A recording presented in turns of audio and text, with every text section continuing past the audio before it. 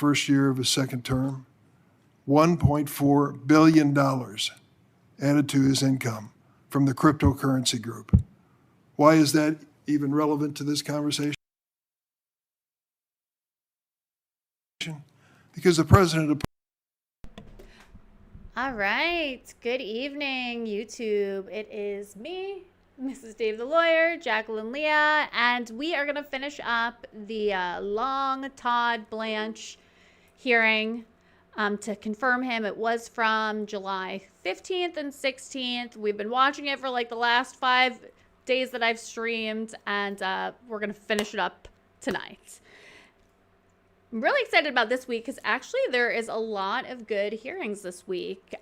So definitely stay tuned. Tomorrow night, Wednesday, are some pretty good hearings that we'll definitely stream here. All right, let's get started. Let's get going. Opposed the cryptocurrency idea for years, switched his position, and then Mr. Flowers, or Mr. Blanche, changed the regulation, the federal regulation of cryptocurrency. The time he changed the regulation of cryptocurrency in the Department of Justice, he had personally over $160,000 in cryptocurrency assets. He had to disclose that, and he had to send that to some other source. He sent it to his children.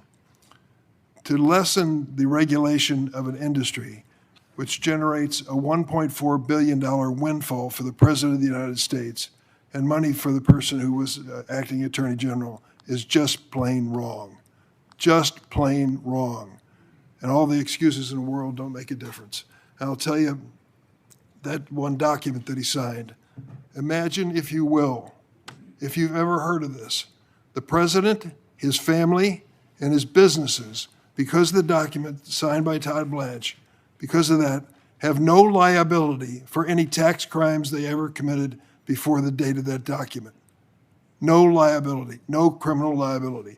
Every single one of us in this room has to obey the law.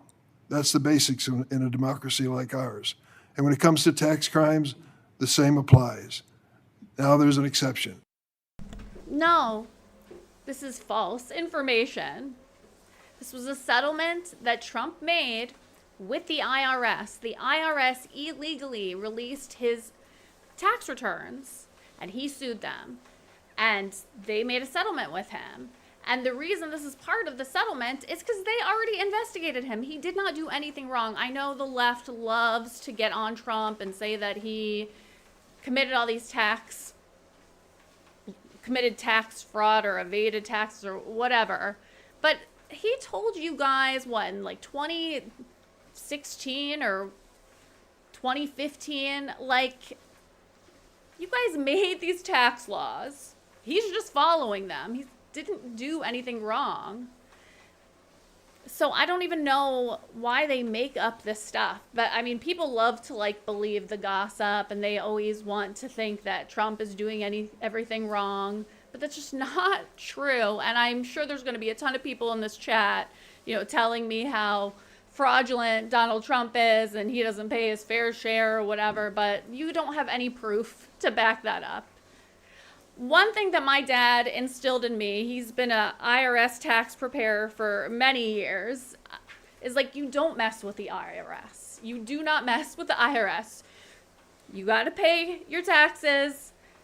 You got to file your tax return. Like, you need to do that. That's very important. People can get in a lot of trouble if they don't do their taxes and if they don't do their taxes right. I have full faith that Trump has experts on his payroll that do his taxes. He's not doing them. I'm sure he has a tax attorney, a tax preparer, whatever. I would bet that he has done his taxes exactly to follow the tax law. And anybody that says otherwise is just going on a witch hunt. But let's continue.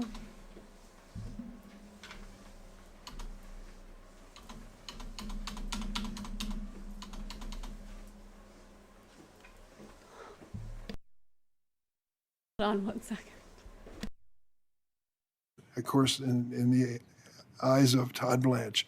And that exception is the President of the United States, his family, and his businesses. That is just plain wrong. This man should not be Attorney General. Can I go ahead and introduce Go ahead. witnesses and stuff? If you want to. Yeah, Sure. because, okay.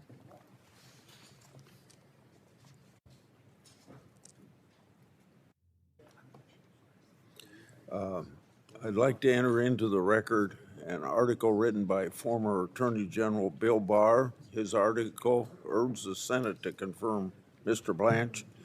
The article touts the successes of Mr. Blanche has already delivered while leading already leading the Department of Justice. It further stated, quote, Mr. Blanche has necessary qualities for the job. He is a skilled and accomplished lawyer with extensive experience in the department as a prosecutor and deputy attorney general. Throughout his career, he has shown the personal determination, discipline, and thick skin this position demands, end of quote. Without objection, it will be entered in the record.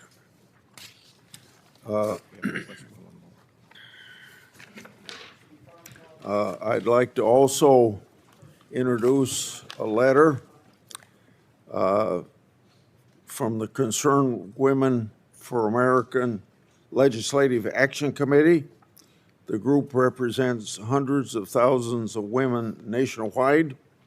The letter praised Mr. Blanche and stated, quote, Mr. Blanche, extensive experience, proven character, and wise judgment make him an outstanding pick that the women I represent are proud to support.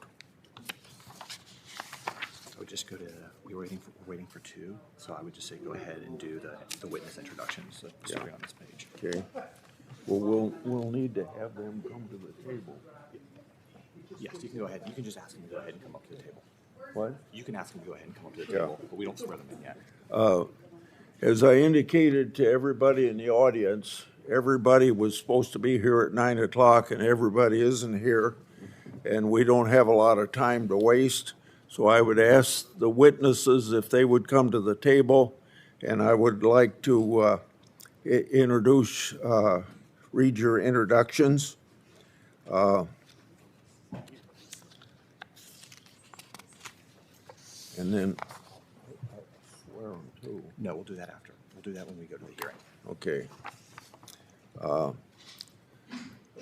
You please be seated, and we won't be questioning you right away, but I'd like to take this time to introduce you.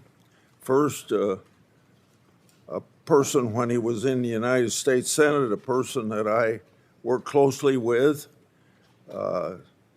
John Ashcroft. You know, he served as United States Attorney General under George W. Bush.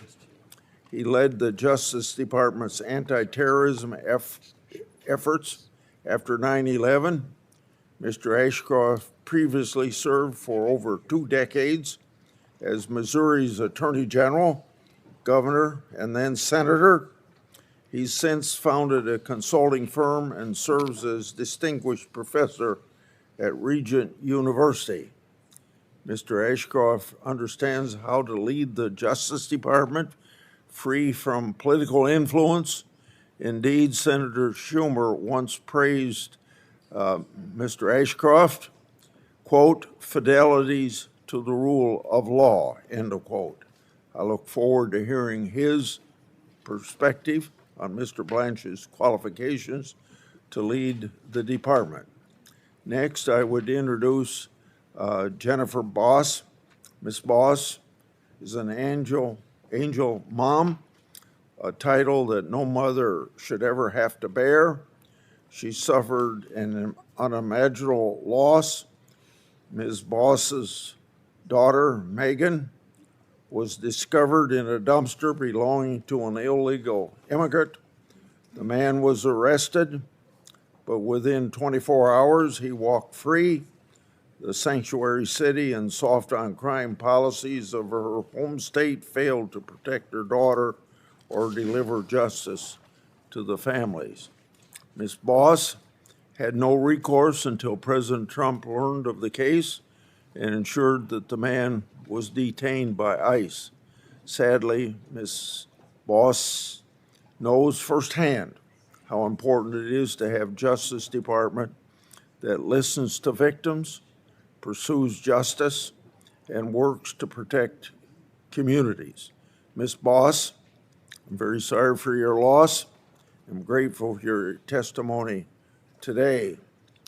We also have John Edler, President of the Federal Law Enforcement Officers Association Foundation. He was a first responder at Ground Zero on 9/11 and has decades of experience in law enforcement. For years, he served as the Chief Firearms and Tactical Training Instructor of the Southern District of New York. While at that position, Mr. Adler met and observed Mr. Blanche's diligent work firsthand. Mr. Adler previously served as Director of the Bureau of Justice Assistance.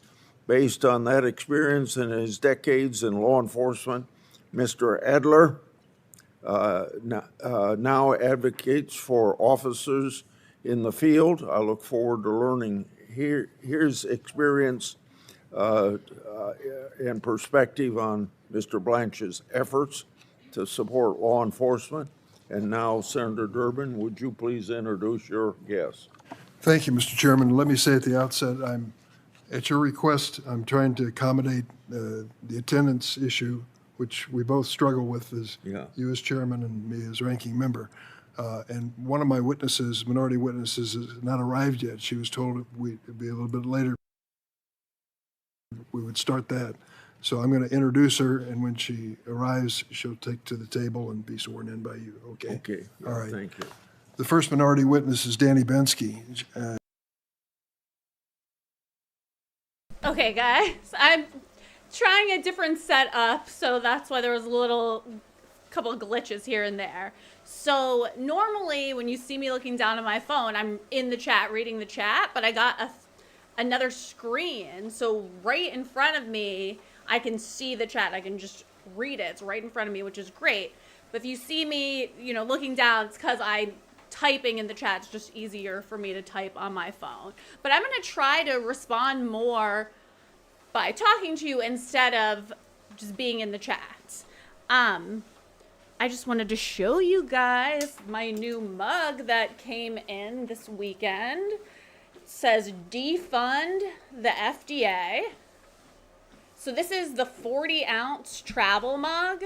It comes with the straw. It also comes with a cap. I love it. I, drink huge cups of ice and probiotic soda all day long.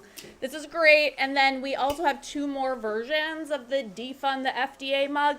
So we have one regular size coffee mug that has the black inside, and then we have another one that has the red inside. I feel very strongly about defunding the FDA, especially since I've been streaming the last couple months a bunch of hearings regarding our FDA and its practices, and I have personally been shocked with the things that our FDA has been doing and currently does. I want to say it was either back in May or I think June, actually. In June, there were several Senate hearings where they talked about that when we import generic drugs from overseas, specifically China and India, our FDA does not require us to test those whatsoever. So literally, we have no idea. We have no idea what's in those medications if we're getting them offshore, and we're getting a heck of a lot of them offshore. I could probably do a little rant about the FDA for like 2 hours, so I'm going to skip that tonight. But if you watch me regularly or since this stuff continually comes up, you'll hear more and more why I feel that we should defund the FDA. But anyways, let's continue. Again, I can see everything you're writing. Keep the compliments coming, the insults too. I love them just the same. Let's keep going. I met her yesterday. Ms. Bensky is a choreographer and dance educator. She's also a survivor of abuse by convicted sex trafficker Jeffrey Epstein, to whom she was trafficked when she was 17 years old.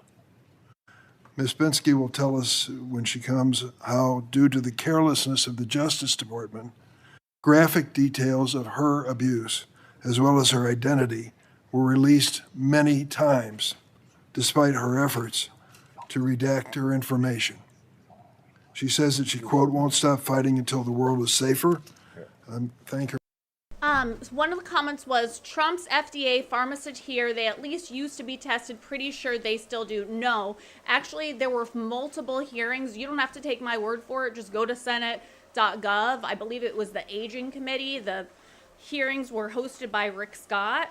I was actually shocked, but there are literally multiple hearings where they have experts, and it is a fact that the FDA in our country does not require any testing of generic drugs once they hit our shores. They're not tested or verified whatsoever.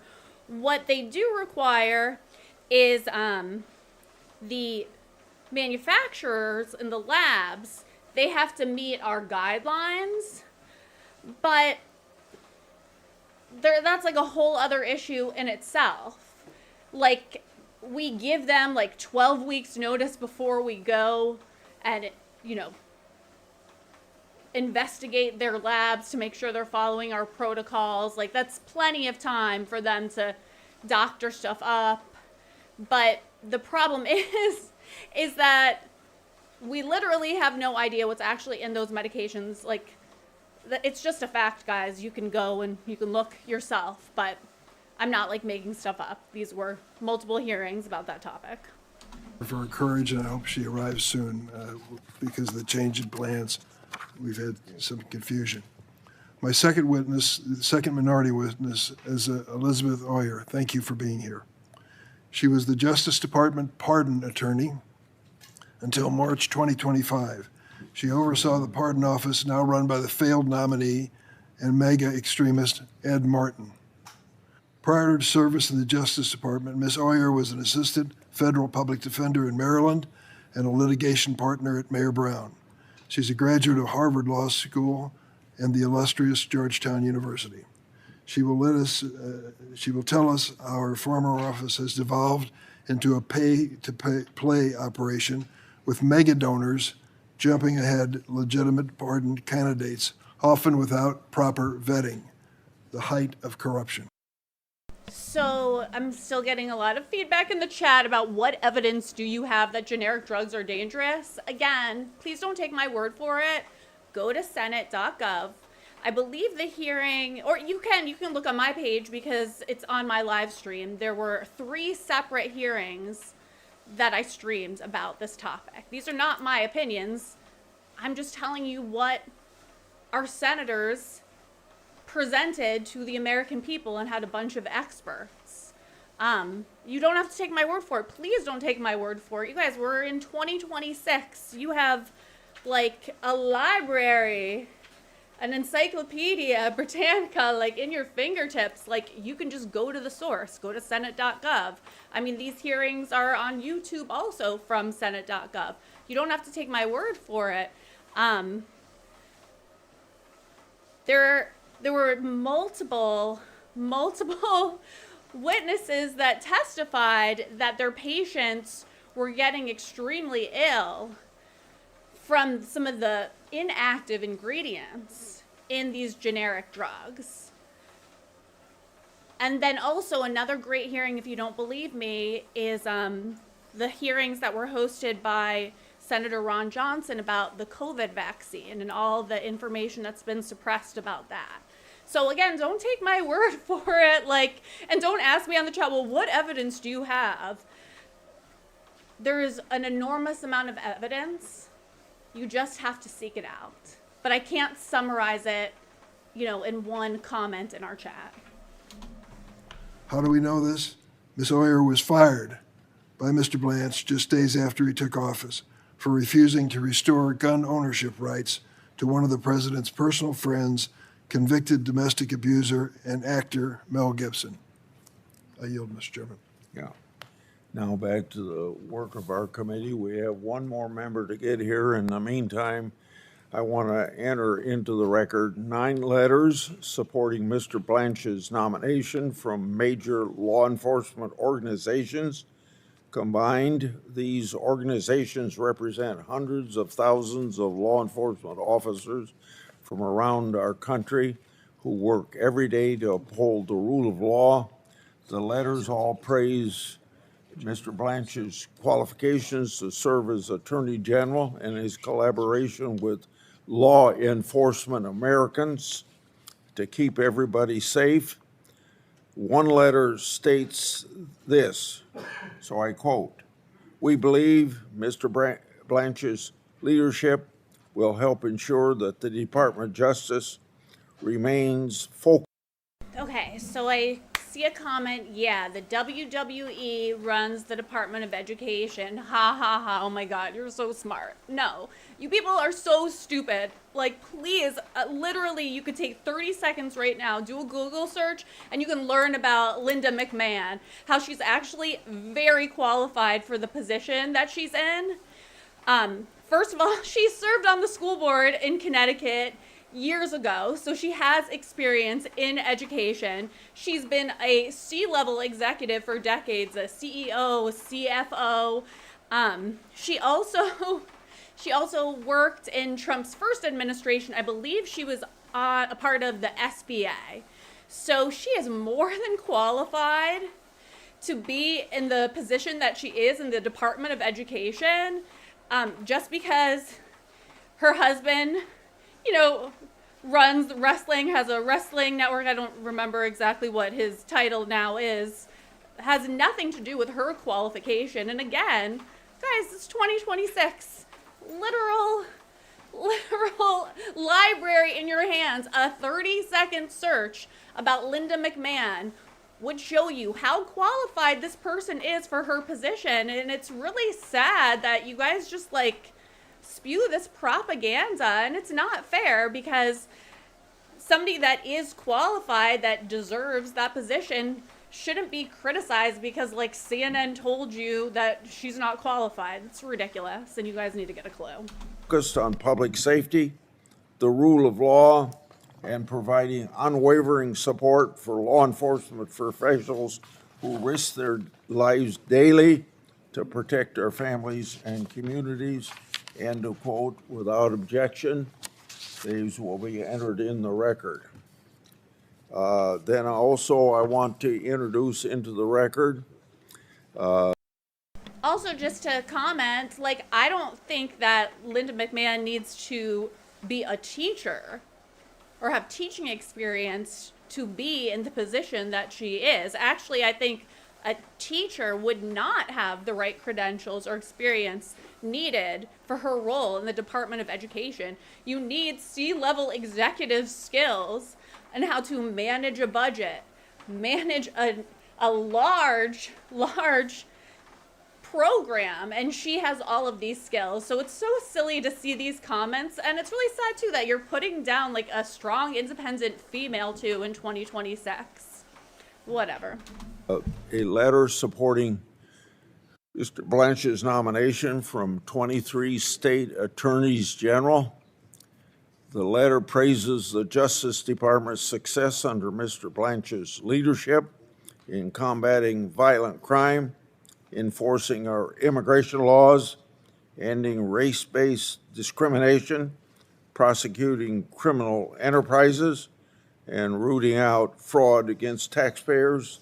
The letter goes on to state, quote, "At a time when Americans expect their government to protect communities from violent crime, narcotics trafficking, human trafficking, terrorism, and organized criminal activity, Todd Blanche has shown the ability to deliver real results, His record reflects a commitment to public safety, vigorous enforcement of federal law, and effective stewardship of the Department of Justice, end of quote. Without objection, those letters will be entered into the record. Would you like to make your speeches on judges now? I only have one or two, if you want Why me don't to you do go that. ahead and do it? Okay. We've got to wait for Tillis. Okay. We're still waiting on one, Senator? Yeah. Okay. Well, this is a little out of sequence, but I'm trying to cooperate on a bipartisan basis. Report that. Say a word about Daniel Traynor, nominated to be the U.S. Court of Appeals for the Eighth Circuit. Prior to his confirmation for District Court Justice, Judge Traynor showed his true colors when it came to MAGA issues. After he was confirmed, he had a chance to show whether he would be a neutral arbiter on the bench.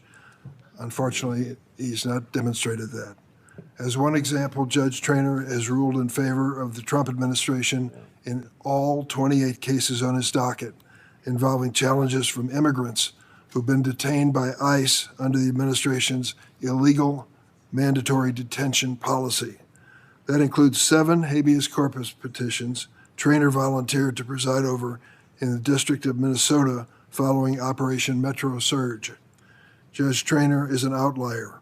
Of the more than 17,000 cases in which federal district judges have ruled on ICE's mandatory detention policy, at least 15,000 were rulings against the Trump administration, including the vast majority of rulings by Trump-appointed judges.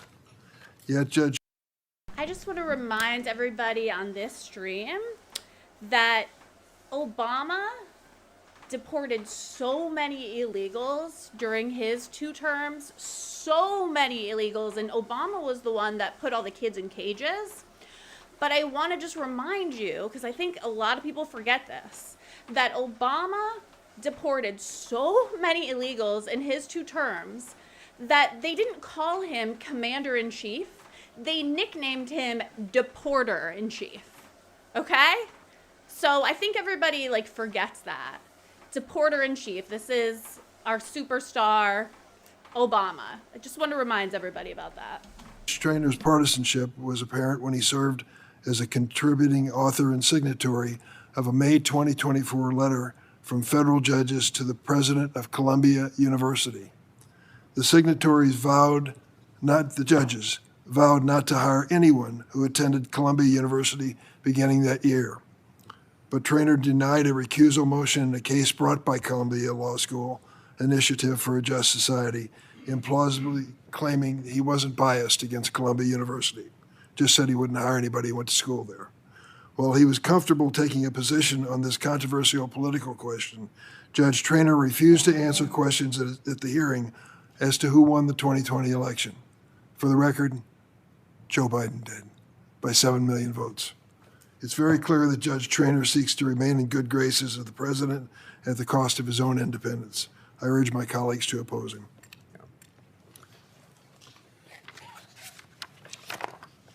I'd like to introduce into the record a letter supporting Mr. Blanche's nomination.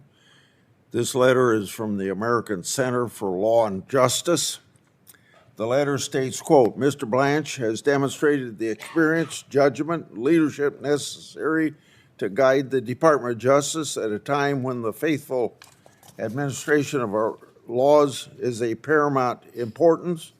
His service as Deputy Attorney General and most recently Acting Attorney General, together with his distinguished career as both a federal prosecutor and defense attorney, has given him a broad understanding of the department's responsibility and the constitutional principles that must guide him in his work. Without objection, this will be entered in the record. Now we'll have 77 former Department of Justice official writing a letter in support of Blanche. So I'll enter this in the record, and I want to quote from this letter. Todd Blanche understands that the department's mission is to deliver justice, not to serve political interest and entrenched bureaucracies. He has shown the courage and institutional knowledge to restore the focus on public safety, law enforcement support, and the rule of law. His career path from paralegal to prosecutor to second highest position in the department gives him a perspective few others possess. He knows what works because he has lived it at every level. So without objection, the department, or the letter from 77 former DOJ officials will be inserted. Casey's, can anyone here play this game? We have a letter from the First Liberty Institute, the nation's largest legal organization dedicated solely to defending religious liberty.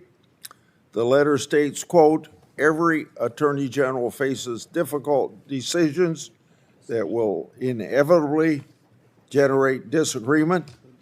The proper question before the Senate is not whether members agree with every future judgment, but whether the nominee possesses the character, experience, legal ability, and commitment to constitutional government necessary to faithfully discharge." Okay, so we got a comment. Blanche is unqualified, unfit, and has a conflict of interest that should keep him out of office. Well, you missed the other couple nights. This is completely untrue. Todd Blanche is extremely qualified and definitely deserves this position. We learned a few nights ago, and Grassley kind of recapped, but he started his career as a paralegal for the Department of Justice. I'm not going to quote word for word what I quoted the other night, but in a nutshell, he worked as a paralegal for the DOJ. He worked for the Southern District of New York as a prosecutor. He also was in private practice at one point. He has represented politicians. Donald Trump was represented by him in one or two of his cases. That is true. But this whole rhetoric that he's Trump's personal attorney and that's why he got this job is just not true. It's not true. It's propaganda. Stop saying it. You sound really stupid. Like, his resume and his dedication to justice, in my opinion, he is very qualified for this job. And since he's been acting as AG after they got rid of Bondi, like, he has made a lot of things happen. I feel like he's done more in his couple months as acting AG than Bondi did in like over a year. So if you're going to make those comments, oh, he's unfit, could you please explain why? Because all of the research that we did, and we're talking about facts, like him going to school, what he did for the last 2-3 decades, like, that 100% justifies why he's a perfect fit for this position.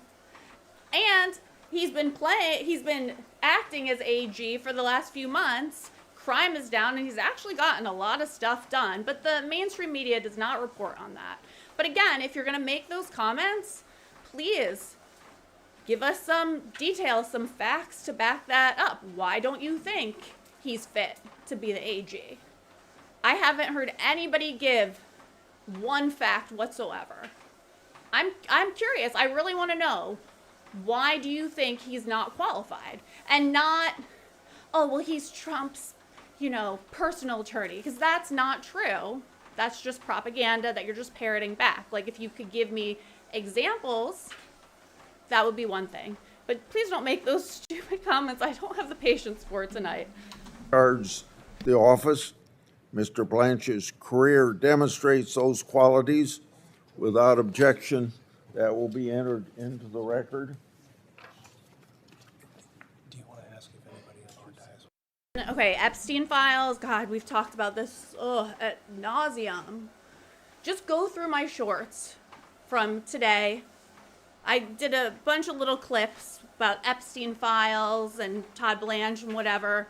Just go through my shorts. you'll have a better understanding. He detailed, what they actually had to do to bring the Epstein files, the 3 million files, to the American people. Like, what people don't understand is there was so much documentation, there were so many things in the file. So one of the things that Todd Blanche talked about on the 15th, on the first day of the hearing, is that all the files that the FBI had, like, it was just this, like, huge file with, it said Epstein. And there was another guy named Epstein who was actually in Florida also, and they had emails from him that were unrelated, but they were just in the file because they were, like, cross-referencing. There was so much stuff in them, and they had to have a ton of people just going through each of the files to see, what needed to be redacted, because it had nothing to do with actually Jeffrey Epstein, Ghislaine Maxwell, and the subject matter at hand. It was just they had so much stuff, and if it said Epstein, they didn't know until they had to read everything if it was actually about Jeffrey Epstein in this particular case versus just some other Epstein that had nothing to do with it. So those were the things that they were combing through. But this is so silly because nobody from the left cared about Epstein at all. For almost a decade, nobody cared. And I remember back in 2016, 2017, all of these conspiracy theorists started talking about Hillary's emails, Pizzagate, Comet Ping Pong, Jeffrey Epstein, and everybody that talked about that were shamed, told that they were conspiracy theorists, that couldn't be true. There's not a pedophilia cabal running Washington. No, that's crazy talk. That's insane. Forget the fact that there's pornographic artwork all over this strange pizza shop in Washington, D.C., Comet Ping Pong. Forget the fact that the owner of Comet Ping Pong had all this, like, weird art all over his Instagram page. Like, just weird, crazy, like, sexual stuff. But anybody that talked about that, they were just called insane. Or, the fact that I think Obama had I don't know if it was a pizza party or a hot dog party for $65,000 or something like that. Anybody that talked about that, back in 2017, 2018, up to 2020, they were all conspiracy theorists. But now for all of a sudden, the left is, like, cannot get enough of the Epstein files. And I just don't really understand why you guys are so obsessed with it, number one. And two, why you need to read all this stuff so bad. First of all, I don't even think any of you are going to read it. You're not going to comb through 3 million pages. But what are you going to do with the information? I really want to know, like, what would you do if you read that information? Would you do anything with it? Or would you just be outraged? Like, what would you do? Why do you need to read that? How is that going to affect your life? What are you actually going to do if you read through all of the Epstein files? How's that going to improve your life? What are you going to do if you get to read it? I really want to know. I'm asking you guys, please, if you're going to Epstein all day in my chat, just tell me, what would you do if you could read that information? What are you going to do with the information? I sincerely want to know. Yeah. I am absolutely not condoning or excusing any behavior. I am just asking you, please don't twist my words. I'm asking you guys in the chat that are so obsessed and want to call out the Epstein files, what you would do if you read all the information. I just sincerely want to know how that is going to affect your life and what you would do with that information. Because I think that 99.9% of you would do absolutely nothing. I don't even think 95% would actually take the time to read it. You would hear sound bites from CNN or the mainstream media channel that you pick, but it'd probably be false information anyways, and then We have this whole like Instagram, TikTok game of telephone of you just having this fake outrage, parroting back what the MSM told you to say. Like, I just want to know, I really want to know from all of you. What would you do with the information? Okay, somebody said they would prosecute them. Okay, well, who's prosecuting who? Is our government involved? Is our government involved in the Epstein files? Are they the ones prosecuting? Are they the ones that need to be prosecuted? What does that even mean? What does that mean to you to prosecute them? Do you even understand how our justice system works? I'm just curious. I would like to know. Is he here? He's coming, he's walking up. Okay. When tell us coming. Okay. We're still waiting on Tillis. He's walking up right now. Should Yeah. can we start? No, we have to wait. Okay, so everybody's saying prosecute them. Who's them? What are you prosecuting? What do you think is proved in there? That's what I want to know. I really want to know. But okay, here's the thing. So I asked you guys, what would you do with the information? And the only thing anybody said is I would prosecute them. How are you going to prosecute them? Exactly, Spacey. Who would prosecute it? Who are you to prosecute? Are you guys attorneys in here? Do you guys work for the Department of Justice? Are you defense attorneys? Like, you say prosecute them. Like, do you have like millions of dollars to pay for litigation? Are we gonna do a big GoFundMe? Maybe that's what we should do. Let's have a big GoFundMe, and we'll figure out a way to prosecute the people on the Epstein list. I'm waiting. I really want to know. And I bet nobody has really thought about that. I can't even answer that. I don't know what I would do with the information. I don't think I would do much. Right, Ghislaine was found guilty. It's interesting too, guys, that out of all the people that touched kids or whatever, all the men that supposedly abused all these young girls, only one woman is in prison for it. That's what I find really interesting about the whole situation, that Ghislaine Maxwell is the only person that's in prison over this. I don't think she personally assaulted all those victims. Seems like, it was mostly men, celebrities, politicians, wealthy men that abuse these young kids or underage girls. But only one woman is in prison over all of it. Jill, I don't know how Epstein died. Did he really die?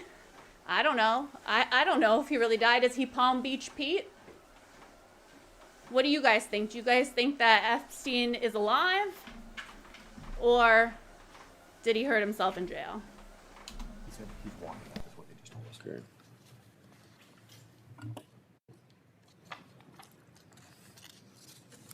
We now turn to the nomination. Wait. Not yet. Here, let's read that one. He's almost here. Okay. Now I have one other letter to enter into the record by Rabbi Jacob Teitelbaum.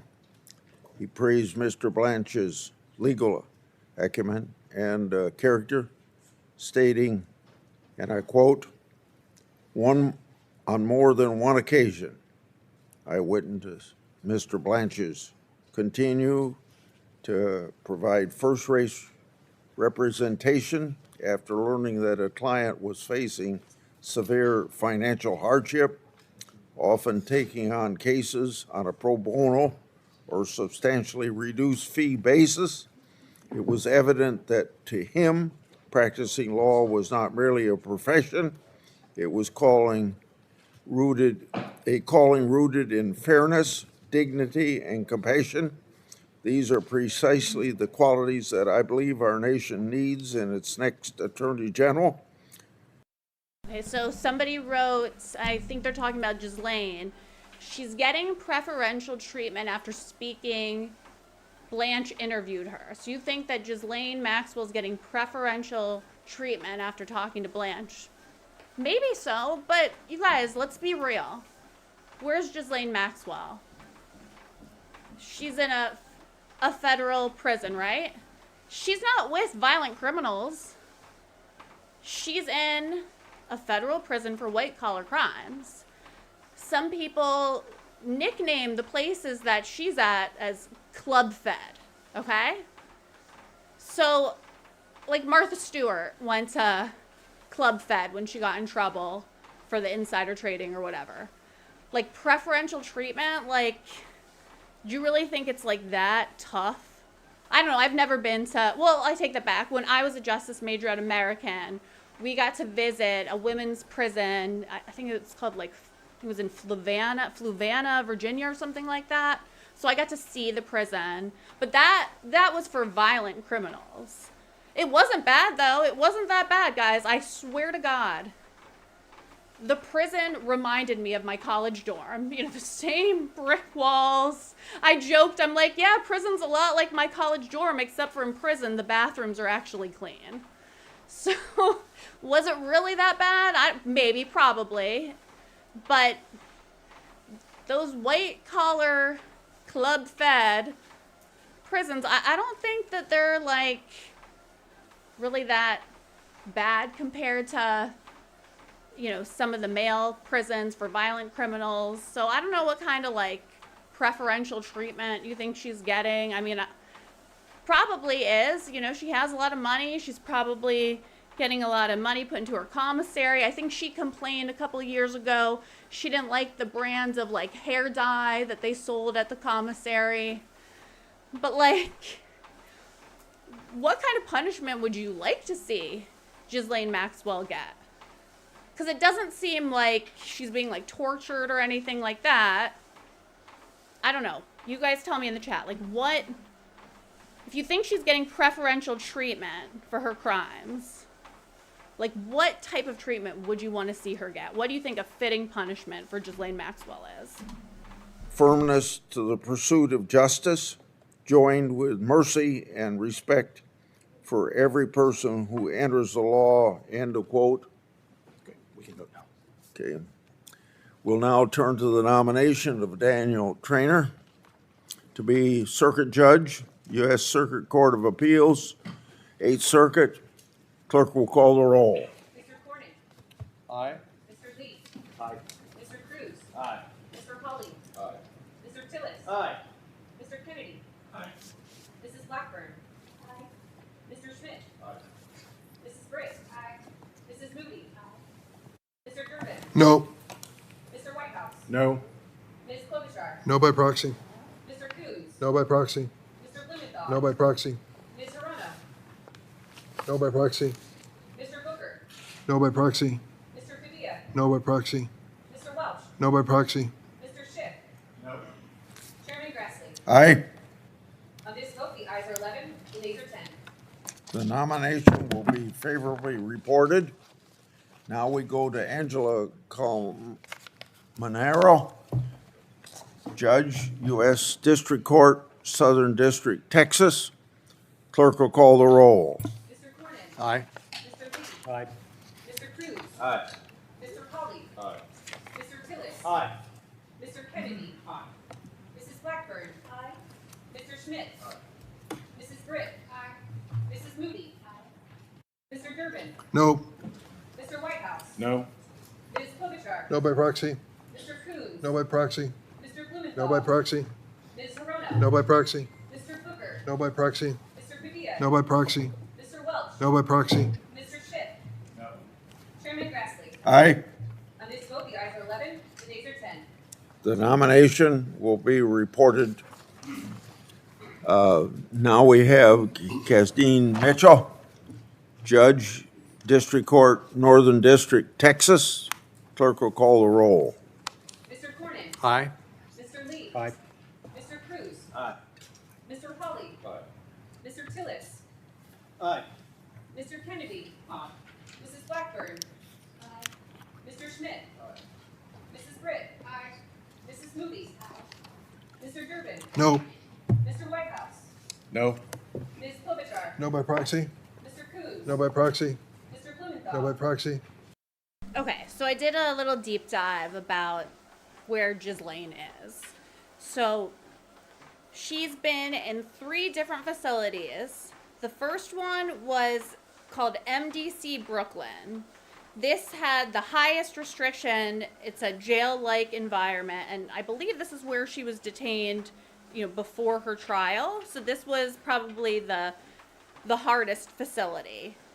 And that's in Brooklyn. It primarily houses people awaiting trials rather than sentenced inmates. They have very small cells with inmates locked down for much of the day. So, you're in your cell all day. Very limited recreation.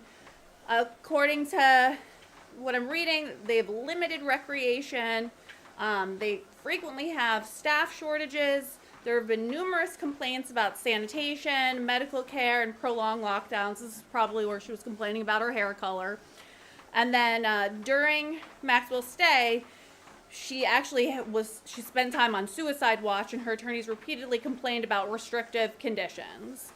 So then in 2022, after sentencing, and she was sentenced to 20 years in federal prison, so 240 months with 5 years of probation. Let's see, we'll have to see how many years she actually does end up serving her sentence. But FCI Tallahassee, she was there from 2022 to 2025. It's a low security federal prison for women. There is a double fence, secure perimeter, dormitory style housing, more freedom to move around compared to MDC. There are educational and vocational programs there. They do have prison jobs there. And there's recreation yards and fitness facilities. And they have more of a structured daily routine at FCI Tallahassee. Then right now, and she's been here since 2025. It's called Federal Prison Camp. So it's not a prison, it's a prison camp. And it's called Bryan. It's in Texas. This is the least restrictive type of federal prison. Like I said, Club Fed. So the typical conditions are dormitory housing instead of cells. So it's, like I said, it's probably similar to the place that I saw when I was in college. So it looks like a college dorm, basically. Minimal perimeter in the security. So it's not, a barbed wire fence like you would see at like a maximum level security prison. Considerably greater freedom to move around the campus. They have work assignments. There's a library. There's arts and crafts, exercise facilities, vocational training, and if somebody wants, they could get a service dog. There's service dog training programs. The atmosphere is generally calmer because many inmates are nonviolent offenders approaching release. Violence is relatively uncommon compared with higher security institutions. So that is actually I have a day in the life of what Ghislaine Maxwell potentially does at FPC Bryan. So typically they're going to wake up around 6 a.m. You need to make your bed, clean up your living area, and prepare for your morning count and work. Between 6:30 and 7, they have breakfast, which is served in the dining hall. Morning to mid-afternoon, you report to your assigned job. Every inmate is expected to have a work assignment. New arrivals often begin in food service before becoming eligible for other jobs after about 90 days. And the jobs include kitchen duty, ground maintenance, laundry, janitorial work, education, Unicor work, I'm not sure what that is. They have the service dog training, they call it the puppy program. And then they have other institutional support roles. From 10:30 to 11:30, this is when they eat lunch. And there are scheduled inmate movement periods, and inmates must be present for their official counts. In the afternoon, after work, they all have access to the exercise yard, the walking track, so she's getting her steps in like I am, They have a weight room, indoor recreation, a chapel, a library, educational classes, vocational training, arts and crafts. And they also get to use email, and they have phone time through the Bureau of Prison Systems. And they can also have visits if they're scheduled in the afternoon. Between 4:30 and 5:30, the inmates have dinner. And then in the evening, generally inmates can watch TV, read, play cards or board games. They can exercise again. They can attend religious services, write letters, or use approved electronic messaging so they can text their besties, I guess, if it's allowed. They can spend time in the common areas until the evening recall. The handbook notes that the compound normally remains open until about 8:45 at night on weekdays before inmates return to their housing units. So they're not even cells, right? They're housing units. They're like dorms. So that is a day in the life of an inmate like Ghislaine Maxwell at FPC Bryan, if you are curious.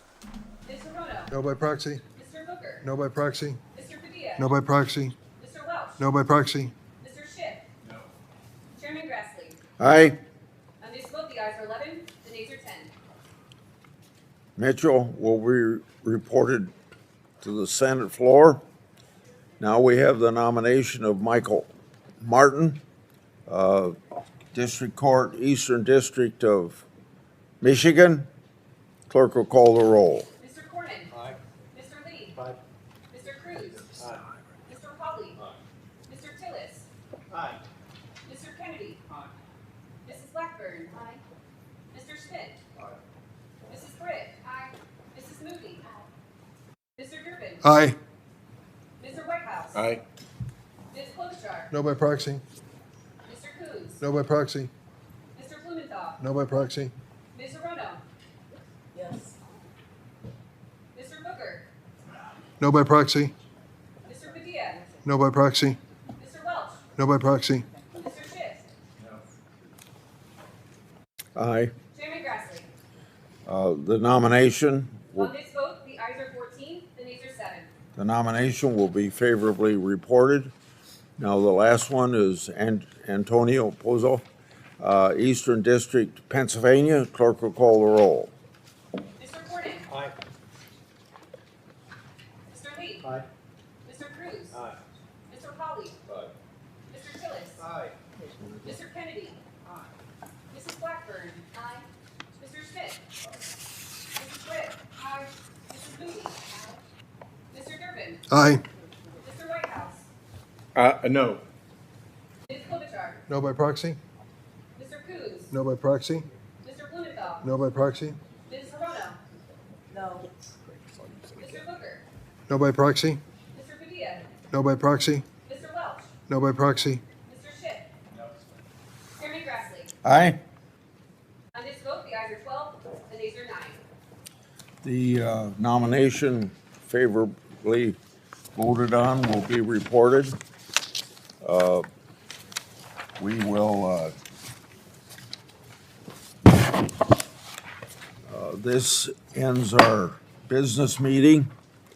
Now I call the hearing to order. I would like to have the witnesses, would you please stand, because we swear each in at every meeting. So I just want to point something out to you guys. Because everybody loves to blame Trump for everything. And it is true that when Ghislaine Maxwell was arrested, Trump was the president. But he was no longer the president when she was sentenced.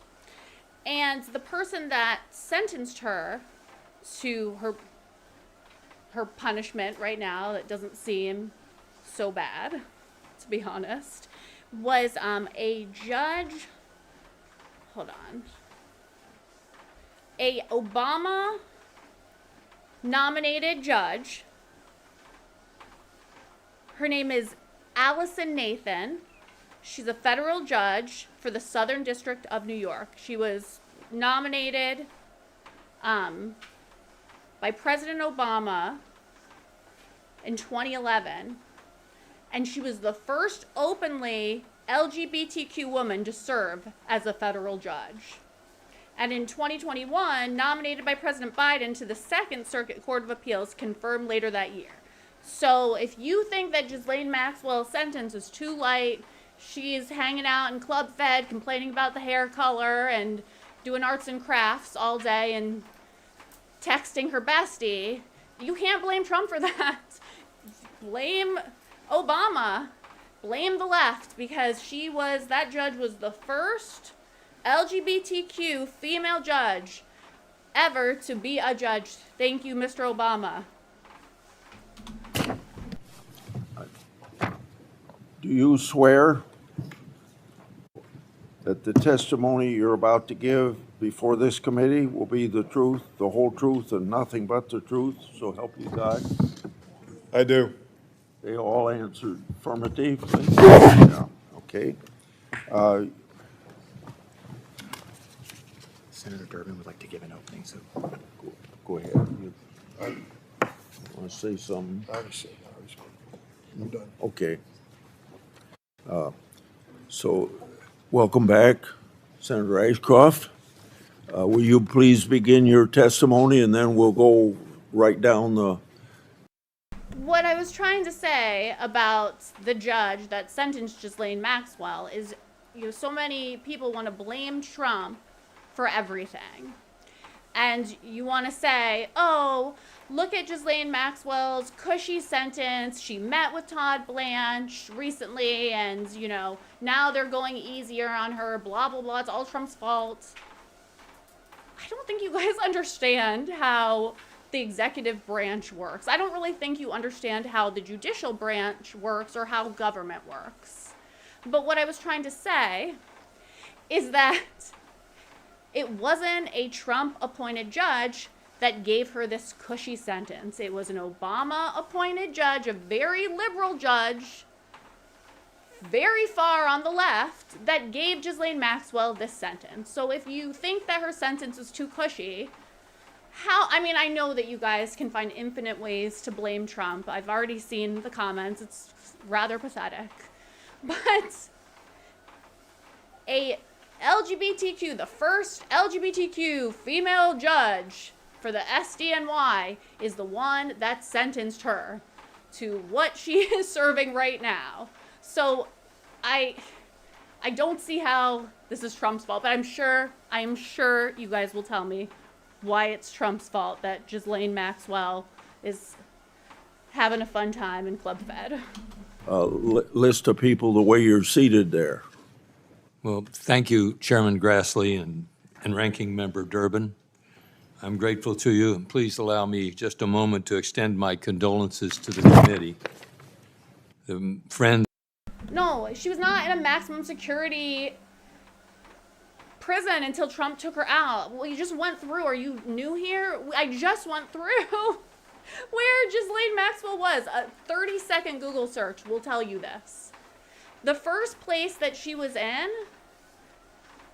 was not a federal prison for people serving time. It was more of like a detention center for people that hadn't been sentenced yet. So yes, her conditions were not as great while she was awaiting her sentence because she hadn't been sentenced yet. And most people do not fulfill their sentences at the facility in Brooklyn that she was at. Okay? Does that make sense? Do you guys understand? But Trump wasn't even president at that point. He wasn't even president anymore. That was your good friend Biden. And colleagues of Senator Lindsey Graham. He had a vivid history of bringing out the best in people he worked with on both sides of the aisle. And we enjoyed his friendship, and I take this moment to say my condolences and my sympathy also to Jennifer Boss, whose daughter was brutally murdered. Allow me to thank you for your serious consideration and attention to the constitutional responsibility of confirming high-ranking executive branch officials. It's an honor for me to participate with you today by my appearance. testifying and sharing my profound support for the nomination of the Honorable Todd Blanche as Attorney General of the United States is something for which I am deeply grateful. Justice is best served in the United States through a commitment to uphold the Constitution and laws of this country. Integrity is an indispensable imperative for the rule of law. The rule of law is the best friend of constitutionally guarded liberty. For the highest quality administration of justice, law enforcement must never be diluted nor contaminated by personal bias or political preferences. Todd Blanche's record of upholding the Constitution and enforcing the law recommends him supremely to serve America as the 88th Attorney General of these United States. I know of no person of a higher commitment to integrity. He has spoken the unvarnished truth to those he works for and to those he works with. Todd's career stands as an outstanding record of public service. He is a consistently well-prepared, tough, but fair prosecutor, fundamentally focused on the Constitution. He understands that he has a profound responsibility in the Justice Department to seek justice, not merely to prosecute. 25 years ago, during my opportunity to serve as Attorney General, Todd worked as an individual in the Justice Department. And in his law school years, Todd worked with the Justice Department, and in that respect, upon graduation from law school, he clerked for several judges, two of whom are now serving on the respected nationally focused Second Circuit Court of Appeals. So he had an understanding of the law from both the prosecutorial side and the side of the bench. Following his clerkships, Todd became an assistant United States attorney as the U.S. Attorney Office for Southern District of New York, a premier prosecutorial office of the United States. He spent roughly 2 years as the co-chief of the Violent Crimes Unit, supervising there nearly 24 prosecutors. Then served as a co-chief of the office's White Plains Division, where he presided over a wide span of work: public corruption, securities and bank and wire fraud, federal programs fraud, Medicare fraud, RICO, and violent crime.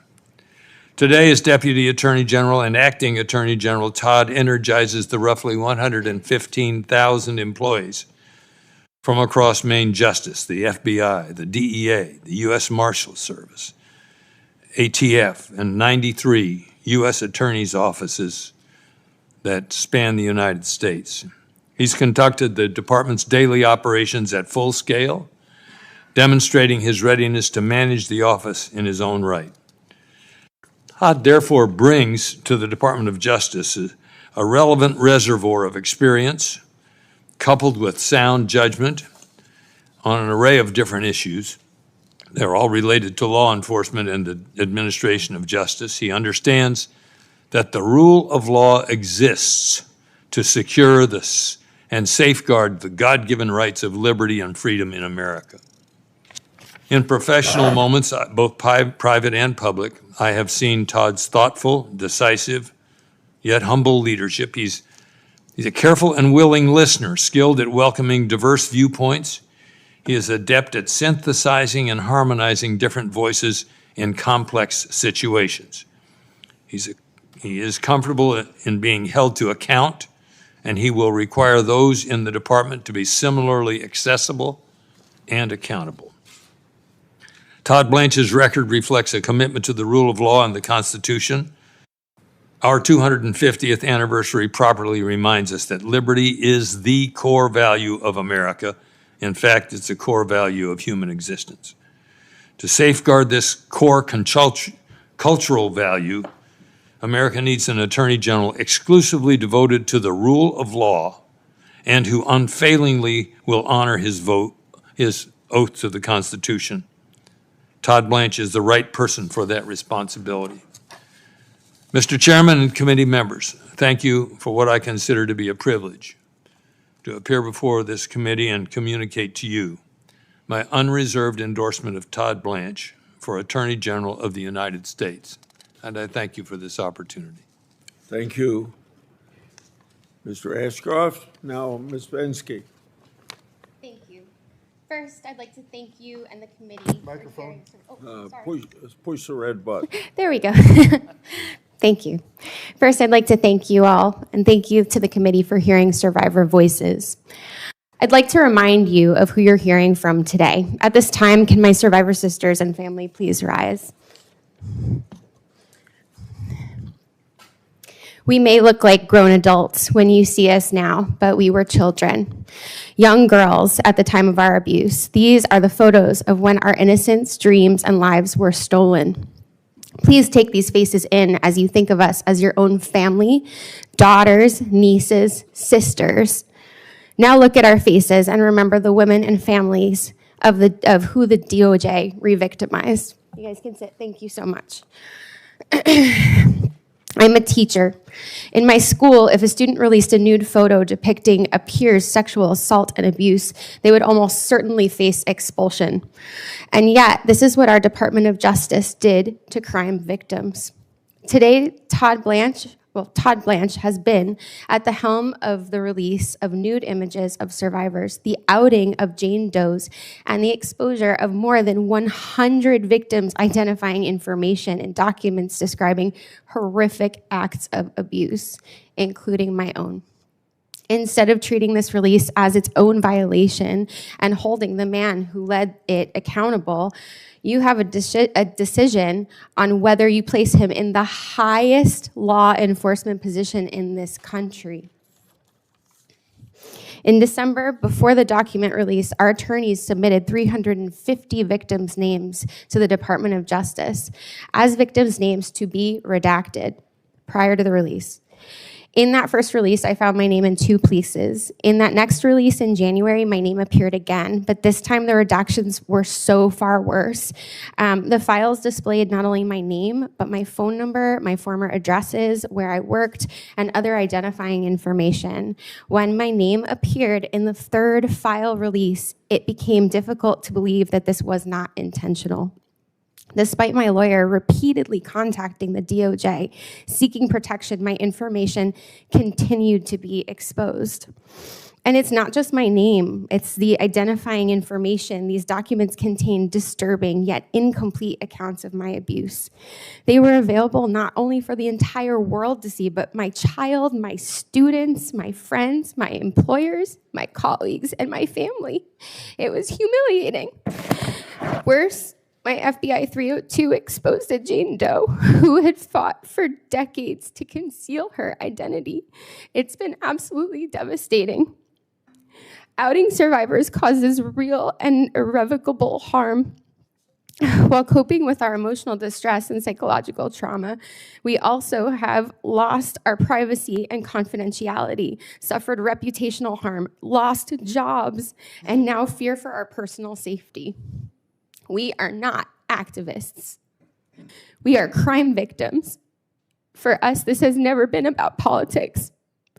It has been about getting justice for the crimes committed against us. And the redactions are not the only problem with Todd Blanche's nomination. Todd Blanche has never attempted to listen to us, the crime victims. Survivors in this room repeatedly asked to meet with Todd Blanche through multiple channels. He never responded. Yesterday, he said he would meet with us, with our attorneys, if they were present. But let's be clear, that was the first time that was ever communicated to us before yesterday. He simply ignored us for the last 8 months. He's been radio silent, and the silence was deafening. Crime victims deserve better from the nation's highest level of law enforcement officials. We deserve to be heard directly, not dismissed and ignored. There are numerous investigative leads that must be followed, despite Mr. Blanche's claim that there are none. Epstein and Maxwell did not abuse women and children alone. They did not build their operation alone. Others enabled these crimes, exploited victims, and avoided accountability for decades. You do not have to take my word for it. Several weeks ago, after examining the evidence, Chairman James Comer directed Todd Blanche to open investigations into 2 men connected to Epstein. The Epstein files are not merely a collection of embarrassing names and politically damaging associations. They are records connected to the sexual exploitation and trafficking of girls and young women. They contain information about how Epstein's network worked, who assisted him, and whether additional crimes can still be investigated. The Department of Justice should pursue every credible lead, not just work tirelessly, not just to shut down the investigations. The survivors in this room know there are investigative leads because they are our stories. Mr. Blanche knows it too, yet he has chosen not to pursue them. Mr. Blanche's actions have destroyed survivors' trust. According to public reporting, Mr. Blanche spent approximately 9 hours meeting with Ghislaine Maxwell. He did not even spend 9 minutes meeting with the survivor. Afterward, Maxwell was transferred to what many have described as a summer camp prison. We learned all of this through the news. Imagine what that feels like as a survivor to sit there if you were exploited by Ghislaine Maxwell and you're hearing this for the first time with no explanation, no outreach, and no transparency from your government. And to add insult to injury, the information that Todd Blanche gathered in the White House Situation Room last summer to curb the political fallout from the Epstein files was absolutely abhorrent. Instead of following investigative leads, our government treated and continued to treat this as a political crisis that needs to be managed. In our nation, everyone deserves equal protection under the law. Todd Blanche has been unwilling to protect Epstein survivors' personal information, and he has been resistant to investigate the people who helped Epstein and Maxwell commit those crimes. We need an attorney general committed to ensuring that everyone who facilitated Epstein's crimes is held accountable. Please, I implore you, please, think carefully and think about the girls in these photos. Thank you. Thank you, Ms. Bensky. Now, Ms. Boss.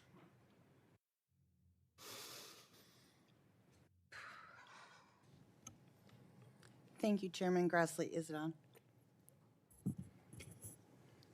Thank you, Chairman Grassley and Ranking Member Durbin and members of the committee. Can you pull it real close to you? Pull it to there. Yeah, I think that's right. There you go. My name is Jennifer Boss. I live in Antioch, Illinois. I'm the mother of an angel named Megan Boss, and I'm here because my daughter's tragic and gruesome death has exposed catastrophic failures in immigration enforcement and drug trafficking policies. The investigation into her death continues, but one truth is painfully clear. Dangerous gaps in our system allowed an illegal alien to exploit our laws, and my daughter paid the ultimate price. Losing Megan and then being forced to navigate multiple broken systems while drowning in grief taught me that policies carrying life or death consequences cannot remain political talking points. That's why I've tried, despite the most intense heartache anyone can ever experience, to speak locally and nationally about the 4 crises that compounded our tragedy: illegal immigration, sanctuary policies, the fentanyl crisis, and cashless bail. I'm so grateful that the whole of this administration, with Todd Blanche leading the DOJ, has prioritized all 4 of these issues. I'm asking the committee not to wait until another mother is sitting where I am. Confirm Todd Blanche. He is a leader who will uphold the law, honor victims, confront dangerous criminal organizations, and fight to give other American families the safety and lasting protection that came too late for mine. I couldn't save my daughter, but Todd Blanche is Attorney General. He might save yours, because next time it could be your child. It could be your family. It could be you. This can happen to anyone. We must have leaders that are willing to act before the next life is taken. Leaders that are willing to confront the failures instead of explaining them away. Leaders like Todd Blanche. Megan was my firstborn. She was a mom and a sister and an aunt, loyal friend. She was bubbly and funny. She loved to be silly. Sorry. She was extraordinarily creative. And she was blessed with a spirit that just lit up the room. In February of 2025, Megan disappeared. For 51 days, our family lived in the most unbearable agony. Day after day, I did everything I could think of to search for her. Instead of bringing Megan home, our search ended with the most unbearable truth a mother could ever be forced to face.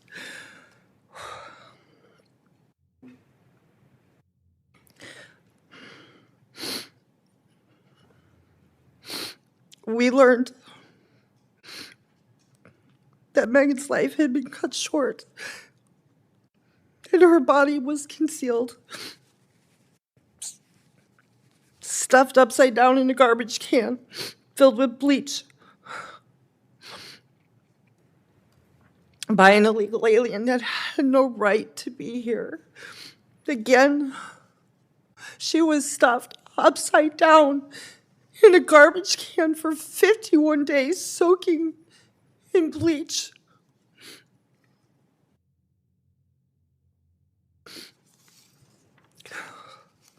For 7 weeks, this man walked past that garbage can on his way to the bakery he worked at every day under a fake name.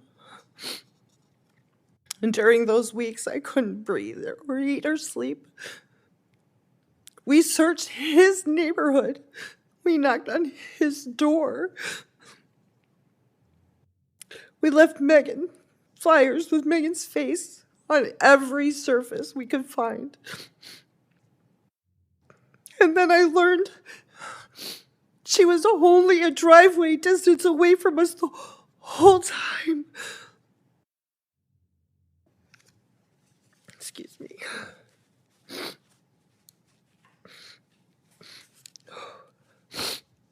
Not only was she killed, but her dignity was stolen in death. Had Megan not been identified by the tattoos that she loved so dearly, even the beautiful image of my daughter that I hold in my heart, my head, it would have been replaced forever by the unbearable image of what had been done to her. Megan's daughter, she was only 5 years old when this happened. Her life with Megan and her right to know and make memories with her mom, it was stolen. This is Megan's bracelet.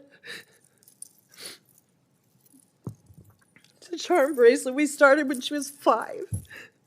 And it has every memory on it from growing up. Every milestone, every place that we visit, anything that was important to her. It's here. This is her story. And these are the stories that she should be telling her daughter. I have to hope I can remember them all. There's so many.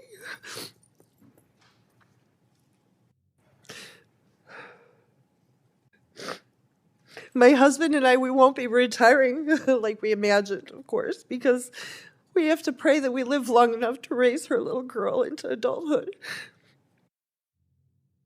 And this is because our laws that we already have aren't enforced.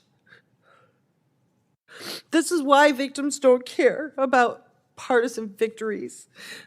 We care whether the dangerous criminals and drug traffickers and cartels are stopped before another loved one is buried and another family's life is shattered. Right now, governors and local officials enact sanctuary protections, cashless bail policies, and identification laws that undermine federal enforcement and create dangerous public safety loopholes.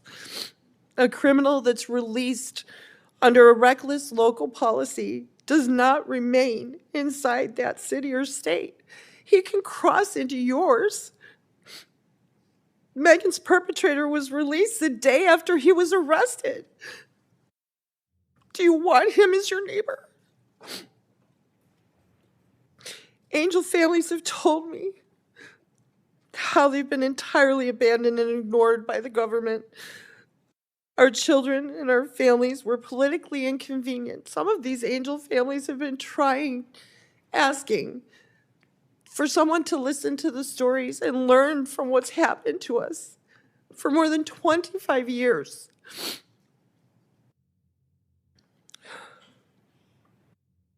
In this very room, the last angel mom that sat here was asked how come she was here and why did they have to sit through another hearing. That's beginning to change now under the current leadership of Todd Blanche. Angel families finally are feeling heard and respected and taken seriously. There is a renewed focus on prosecuting immigration crimes and the transnational criminal organizations, drug trafficking, and the like. So much work that's done by ICE and Homeland Security. Investigations goes unseen. It's not limited to detaining the individuals who escape detection at the border. Their work is life-protecting. From the time that I've spent talking with Todd Blanche, I knew immediately that he makes victims a priority. Under his direction, the DOJ has engaged directly with the angel families and treated us not like political props, but as partners in preventing future tragedies. And that's all that we've ever asked for. Justice can't bring our children home. Nothing can. So the justice that we're seeking now is the assurance that their deaths won't be ignored and they won't be in vain, and preventable tragedies from these laws not being enforced won't be repeated. I 100% believe Todd Blanche will be the one who can deliver that justice, saving lives of people who'll never know it. Thank you. Thank you. So first of all, I want to shout out to Ashley Krieger. Thank you so much for your service. Thank you for being here tonight. Guys, this is a common thing that I've heard from some of these mothers that have had children that were raped or killed by illegals. They have complained multiple times that when they're at these hearings, congressmen or senators will give them like an attitude and bring up like, ugh, we're hearing this again. Like, that is so gross. I can't even believe that. Well, I can believe it, but just think about that. Like, these mothers lost their children because our great 46th president just opened up our borders and tons of illegals, millions, tens of millions of illegals just got to trickle all in here and run around with very little consequence. We have no idea. We have no idea who entered our country. It was insane. It was an insane administration, an insane thing to do.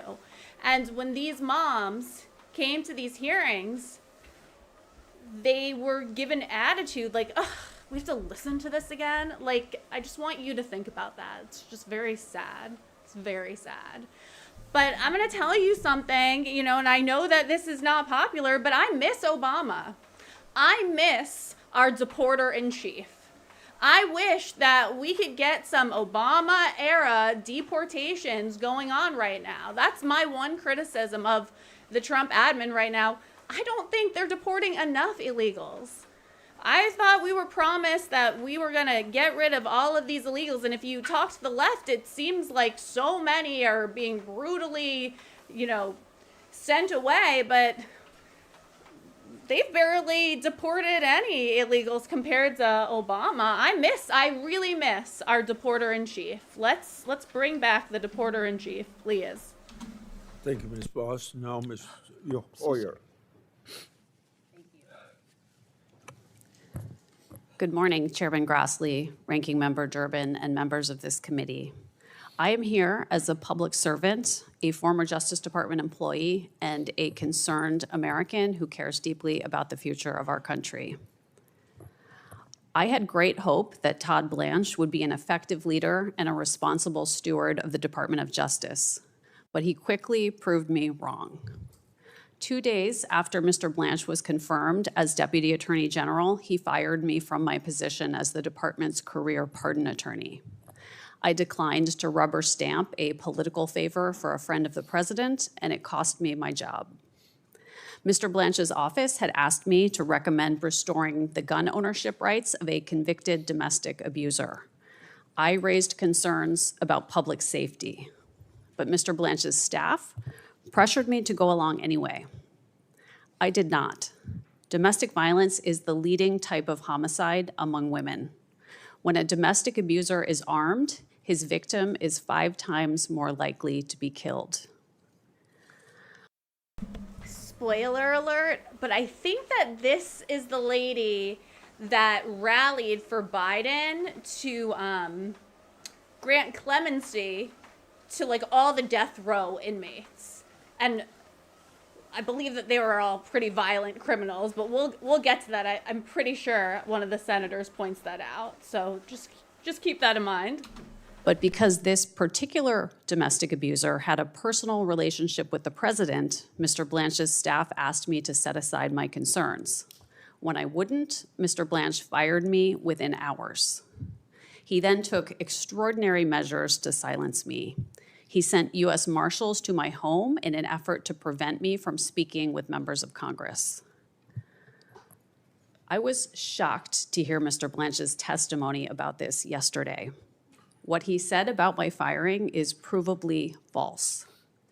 His claim that it had nothing to do with the concerns I raised is contradicted by documents and evidence. His claim that he tried to call me before sending marshals to my home is flat out false. His claim that it is normal for DOJ to use armed law enforcement officers to deliver mail to the homes of its former employees is preposterous. The casual lies that Mr. Blanche tells, even while sitting in this chair testifying to this committee, are emblematic of a much larger problem. Courts across the country have said they can no longer trust the Justice Department to uphold the law and tell the truth. There are over 700 documented instances of DOJ violating judicial orders. There are nearly 100 cases in which judges appointed by both parties have found that DOJ presented false or misleading information in court. Earlier this week, a federal judge found that Mr. Blanche personally misled this Congress about the department's settlement agreement with President Trump. To the American public, it looks like Mr. Blanche is running DOJ as Donald Trump's personal law firm.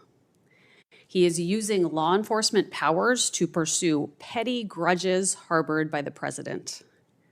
These pointless vendettas are wasting our scarce resources and destroying DOJ's credibility. Mr. Blanche has repeatedly placed President Trump's interests ahead of the interests of the country. The collusive settlement agreement is a perfect example. It protects the entire Trump family and all of their businesses from any investigation or audit forever. Good. I think that's a good thing because they went after Trump so much since he first became president in a very unprecedented way. Everybody loved Donald Trump. He was a great businessman and everybody loved him. Every celebrity, every politician. He was a Democrat for very long. But then he started running for president, and now he's basically the devil. That's how he's portrayed. And if you can think critically and really look at everything that has gone on in the last decade against Trump, any person with half a brain would see oh, the things that they're accusing him of are really unfounded. This is really a waste of time, a waste of taxpayer money.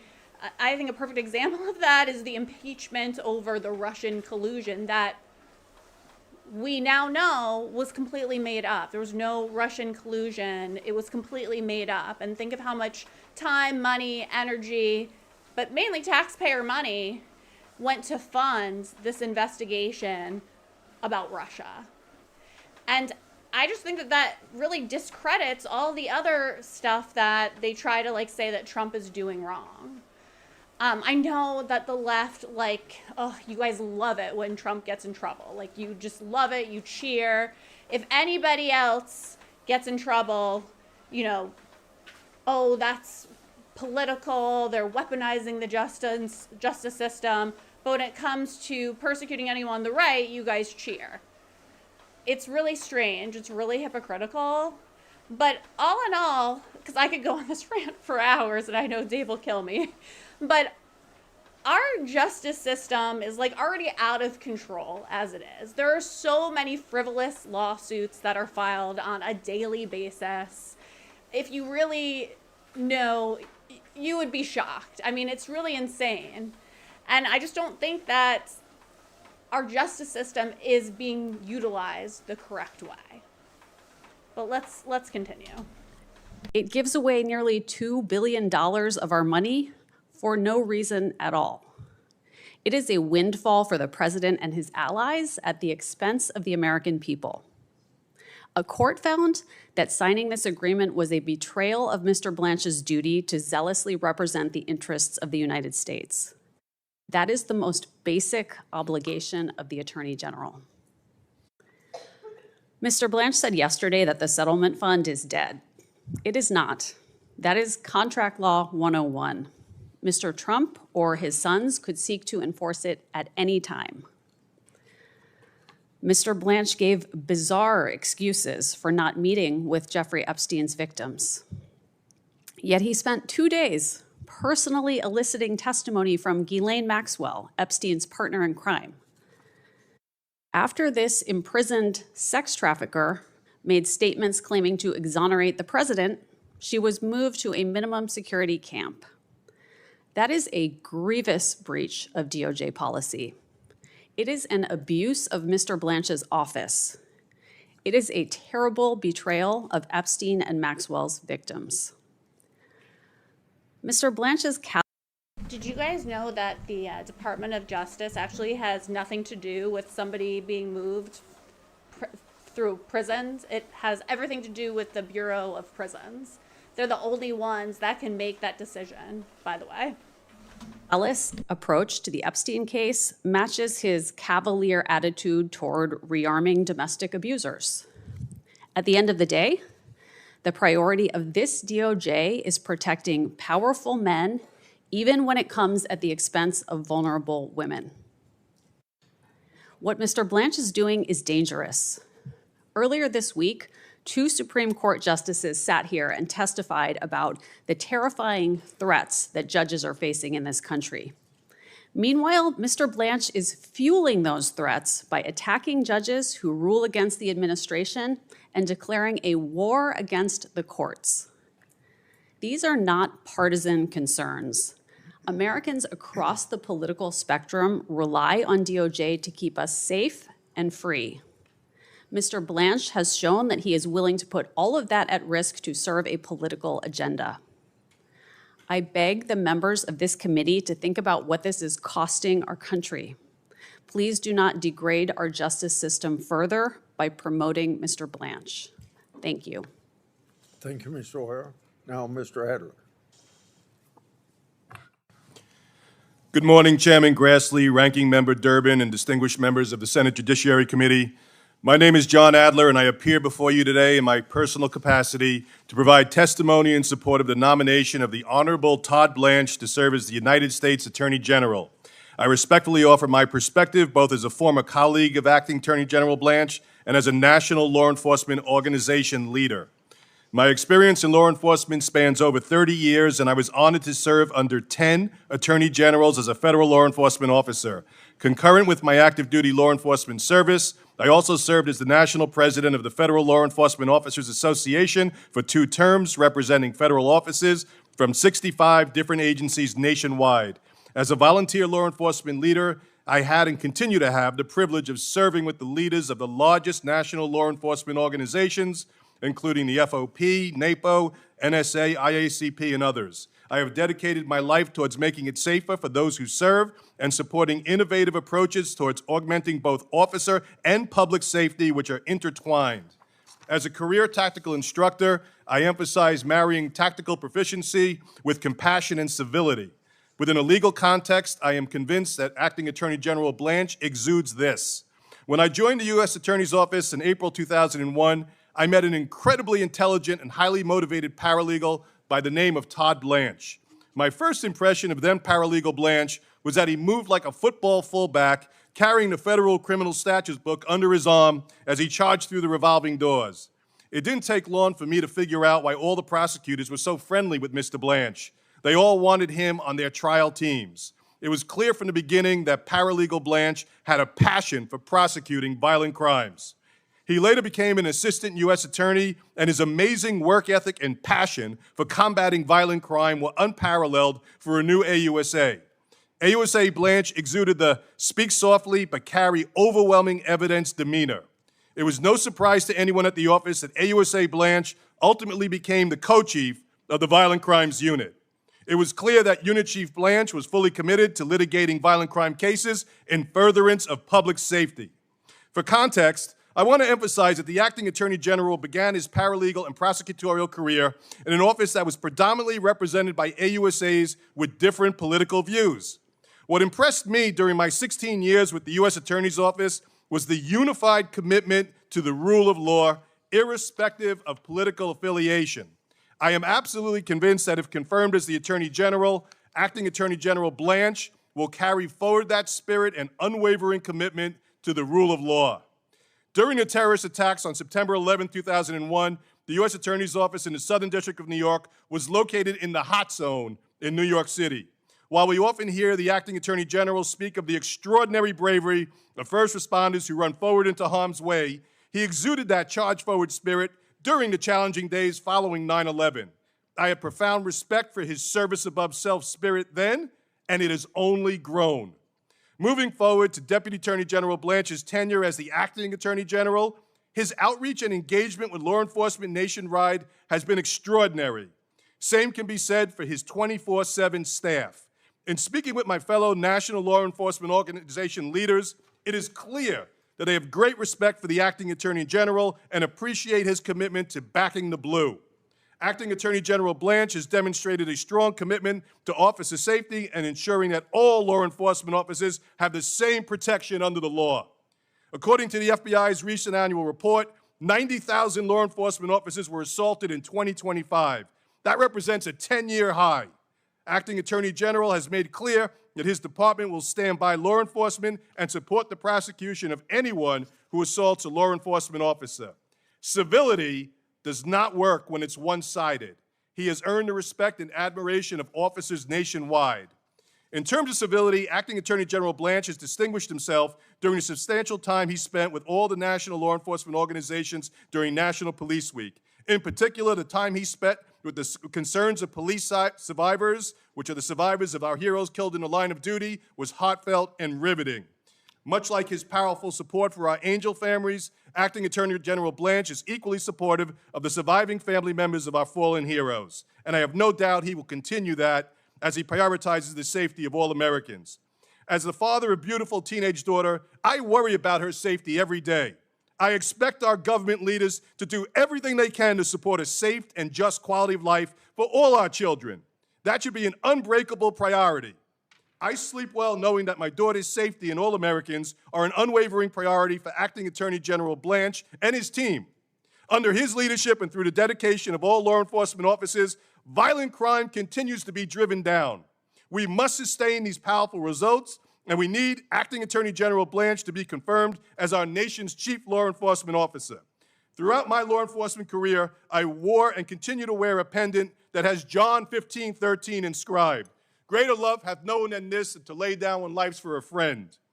I am absolutely convinced that the Acting Attorney General Blanche, will exude that spirit of the Scripture and do everything he can to protect the safety of all Americans by following the rule of law.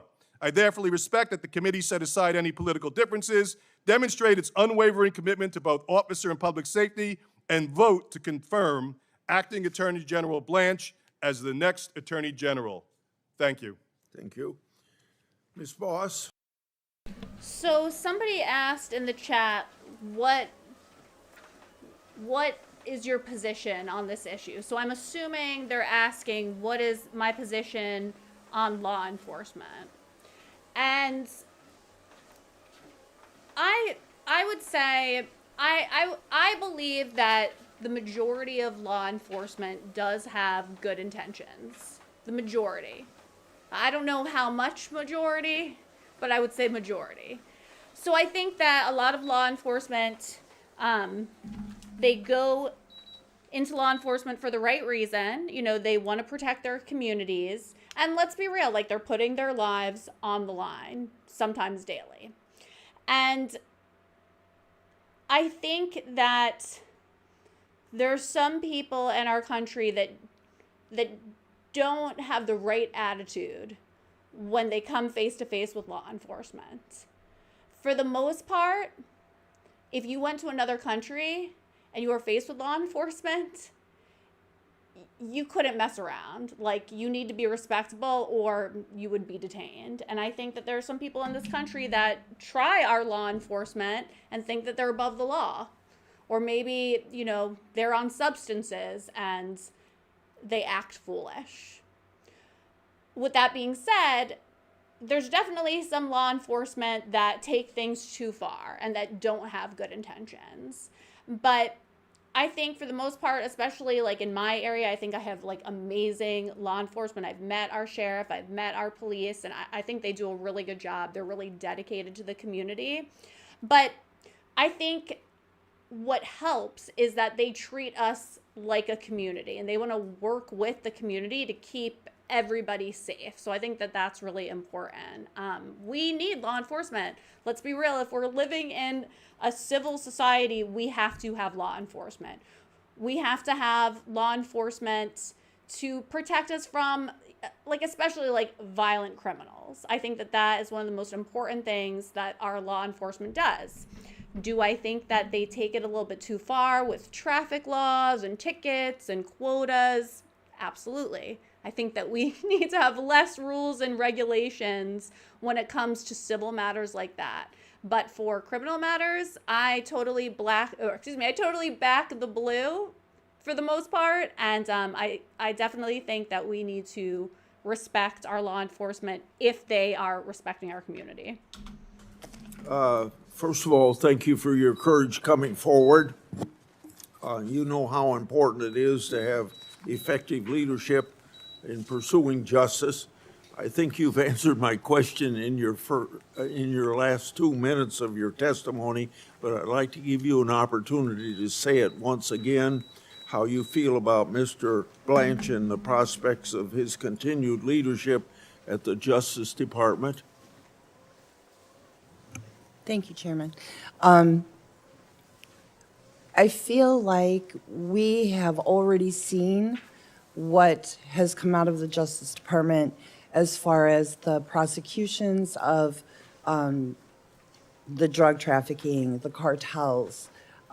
He is following up the hard work of the men and women that are in our the ICE agents, CBP, and he's prosecuting those dangerous criminals, and that is making a difference. Okay, thank you very much. Now, Ms. Oyer, we know the Biden administration was the most active pardoning administration in American history, 4,000 total acts of clemency. I think you were the pardon attorney on January the 17th, 2025, when President Biden granted more communications in a single day than any prior president had over that entire presidency. Is that right? I was the pardon attorney on that date, sir. Okay. Were you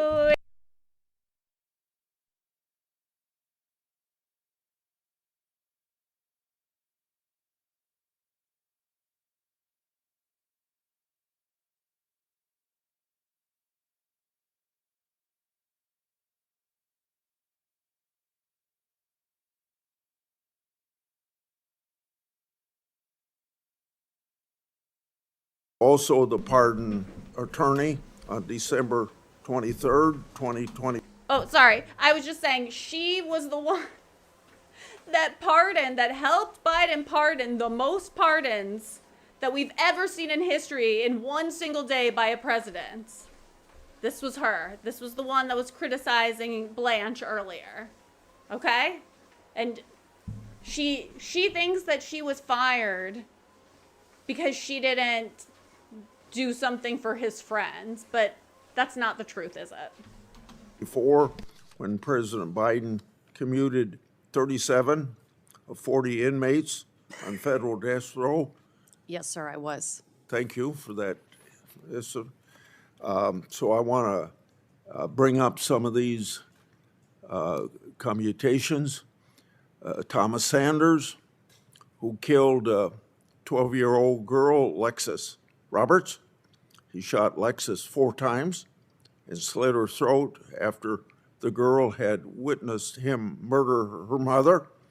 Did you object to President Biden's commuting his sentence?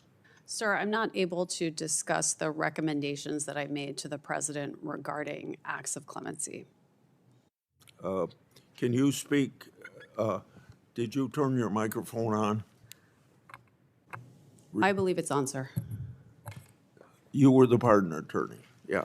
I was, yes. Yes, You sir. recommended, you didn't object to the recommendation. Sir, I'm not able to discuss the recommendations I provided to the president about Okay. clemency matters, which are. Wait, I don't think everybody in the chat understands. This woman, she was under the Biden regime. She was the one, he crassly just said, she recommended that President Biden grant clemency to death row inmates that brutally murdered women.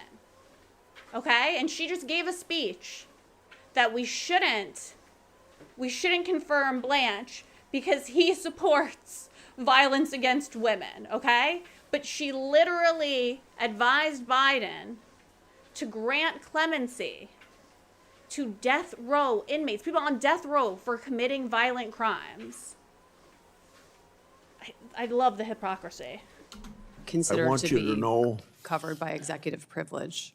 okay, I want you to know that I have read evidence that you made this recommendation. So are you telling me the evidence I read that I'm wrong? So did you make the recommendation, or you don't want, you're telling me you can't talk about it? Sir, just like Mr. Blanche explained yesterday, I'm not free to discuss the recommendations that I provided to the White House because they are covered by executive privilege. You can't even tell me if you contacted the victim's family? You can't say yes or no to that? Sir, I cannot talk about the discussions I had unless the White House chooses to waive the executive privilege. I would be happy to come back and speak with you or other members of this committee. And I think what I'm going to do is I'm going to tell you what I know. So let's go to the case of Jorge Avila Torres, who stabbed to death 8-year-old Laura Hobbs and 9-year-old Crystal Tobias, who were riding their bicycles in a Chicago suburb. He had also sexually assaulted at least one of them. And 4 years later, he strangled to death a 20-year-old naval officer, Amanda Snell, in her barracks. So you can't talk about this, but I have read evidence that you made this recommendation. And you can't even tell me yes or no whether you made that recommendation. Well, sir, what I can tell you is that President Biden did commute the sentences of 37 individuals who were on death row to sentences of life imprisonment, and all of those individuals will remain incarcerated for the rest of their lives, most likely in maximum security prisons. Well, we know what the commentation did, but the fact is that they were taken off death row. Then we have the case of Dylan Roof, shot up a church in South Carolina. That made national history for a long period of time in his trial. He murdered 9 African Americans in a racially motivated attack. and you're telling me you can't talk about that, but I have read evidence that you made this recommendation, and since you can't comment on it, I'm just going to have to tell you that you made that recommendation. Robert Bowers murdered 11 people in Pittsburgh Tree of Life Synagogue in the deadliest attack on a local Jewish community in American history. And you're telling me you can't talk about the commutation of Robert Bowers, but I want to tell you that I have read evidence that you made this recommendation. And then also Johar Tsarnaev planted bombs at the 2013 Boston Marathon, killing 3 and injuring hundreds in an act of terrorism. And you're telling me you can't talk about that, but I want you to know that I have read evidence that you made this recommendation. And it seems pretty, I'm going to give you a chance to react to it, but it seems pretty obvious that you were fired because the current Justice Department leadership disagreed with how you handled the pardons last administration. You want to respond? Sir, regarding these cases, these are absolutely horrific cases, and every one of the individuals you mentioned will remain incarcerated for the rest of their lives, most likely in a maximum security prison facility. As far as the reasons for my firing, I've been in litigation with the Justice Department for over a year about my firing, which was plainly illegal.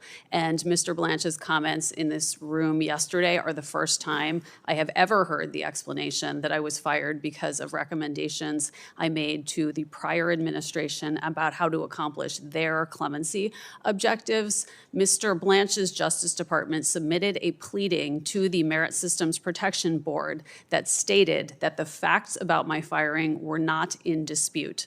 The facts, as I have been saying for 1 year plus, are that I was fired within hours of declining to make a recommendation that I believed was very dangerous. And Mr. Blanche's statement yesterday that it was for another reason materialized out of thin air and has never been stated before. Okay. Mr. Ashcroft, you served this nation with distinction during your tenure as Attorney General. You know what it takes to do the job and to do it well. Based on Mr. Blanche's leadership of the Justice Department during this administration, do you believe he would serve as an effective and capable Attorney General? Well, I think the statistics and the history tells a story here. Thank you for the question. But Todd Blanche has a heritage and history of involvement in the Justice Department, pursuing the rule of law and enforcing the rule of law, and that extended from his time as an assistant in the office when I was Attorney General 25 years ago, to recent times when his aggressive approach in fighting crime has actually been a part of the effort that's driven down violent crime across the country, and particularly in cases where the department has been welcome to assist and work with local officials. In my home jurisdiction in Southwest Missouri, they had Operation Spring Cleanup, and a number of very important prosecutions were begun at that time, and I think it's a credit to him. I have no doubt that his commitment to maintaining the safety and security of Americans and their rights will be pursued in the pursuit of the rule of law and within the bounds of the Constitution of the United States, which is the framing that I think every American expects, that the Constitution and rule of law of the United States be followed and defended. Mr. Durbin. Senator Durbin. Thank you, Mr. Chairman. Ms. Boss, breaks my heart to hear the story of you and your loss of your daughter. And I just want to say my heart goes out to you and to your husband. Carrying on for her with your granddaughter is the greatest tribute you can give her, I'm sure.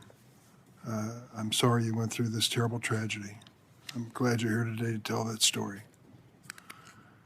Ms. Pinsky, it's hard to imagine that this government kept publishing your personal information.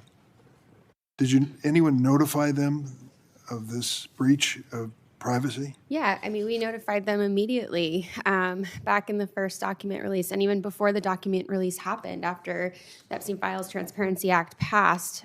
Like I said in my testimony, my lawyer teamed up with other lawyers and gave 350 names. And basically every batch that came forward, all the way through basically, I believe it was April, but in the January batch, I was exposed. So did this happen to any of the others who were present here? Oh, today? yes. I mean, all. I think almost all, yeah. Yes, there were hundreds of victims that were outed and Jane Doe's. And, you know, I do want to speak to just the damages for a moment. You know, we've been receiving threats. We've had loss of jobs. We've had loss of confidentiality and privacy. But there's another piece here, and it's that this idea of withholding information, we're trying to get justice. We have always been trying to seek justice. And we're seeing, if you just even look at New Mexico right now, that the New Mexico AG has attempted 5 times to get the files from Todd Blanche and from this DOJ, and it's obstruction. They are obstructing. So for us, yes, of course, there are so many damages. There are so many things that we are mourning the loss of, including a lot of our innocence and who we were as these young girls. But to still see it be obstructed after 30 years, and this is 5 administrations. We're not saying that this is just this administration. We've been at this fight for 30 years. So we just really hope that, you know, there's a huge impact as far as just releasing information and making sure that it's followed up on. I can't understand how this Attorney General can find 48 hours to visit with Ghislaine Maxwell, Yeah. who has been prosecuted for sex trafficking, Yeah. and can't find 30 minutes to meet with the survivors of that sexual predatory conduct. It's certainly not for lack of trying. We have tried in every way we know how to try. And then we did hear from him yesterday that he would sit with counsel. And I would say, I think many of us in this room would be interested in meeting with him today if we could. Many of the members of the committee will remember when we had the Olympic athletes in here who had been sexually abused, and the head of the FBI sat through their entire testimony to show his concern for what had happened to them and any wrongdoing by the Federal Bureau of Investigation. That, to me, was the right thing to do from both sides. Why in the world would Mr. Blanche at this point say he doesn't have the time? I couldn't understand his argument yesterday. He couldn't see you because you had a lawyer, or he couldn't see you because you didn't have a lawyer. Yeah, I think it was because we had a lawyer. But, you know, I think as a career prosecutor, we talk so much about Todd Blanche's credentials in this room, and we've heard a lot about them.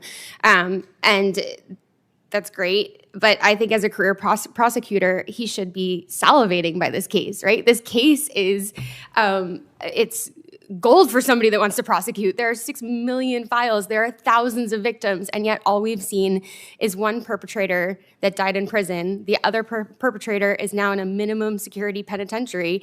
And Todd Blanche believes that there are 0 investigations when he's already been told by members of the House that that is inaccurate. I'll just tell you point blank, I don't think his name should be called on the floor of the United States Senate until he meets with you. Yeah, I agree. It's not too much to ask. Set aside 2 hours, 4 hours, whatever it takes, so that there's clearly an effort by this government to get all the information. Yes. And make a judgment as to what to do with it. But to shun. But again, I'll ask this question because she pointed out this is the 5th administration that she's spoken to. Did Pam Bondi meet with her? Did Merrick Garland meet with them? I'm just so confused why this is all coming out right now in this moment when Trump is president again. I feel like there was an opportunity when he first became president to address this, but remember, we were all called conspiracy theorists for bringing it up on the right. And then, you know, they were just so focused on Russiagate. Who has time to deal with Epstein victims? But it's just so interesting that, you know, this is the piece that they're just so hyper-focused on because it's really all they have. And let's be real. I mean, he was the assistant to Pam Bondi, and he's taken over since Pam Bondi left. He's done a lot. He has been busy. Like, if you go to the DOJ.gov, you'll see all the stuff that they've been doing. They did a ton of stuff, a ton of arrests with healthcare fraud and Medicaid fraud right before the 4th of July. So, I mean, he legitimately is a very busy person. He has done a ton of stuff. Watch some of my shorts from today because we listed that. Anyways, it is almost midnight on the East Coast. I'm going to call it a night. Thank you guys so much for being with me tonight. This was a 2-day hearing, all in all, about 8 hours. This is like the 5th night I've streamed. I think we'll finish it up tomorrow. But thanks again for being with me, and I hope everybody has a great night.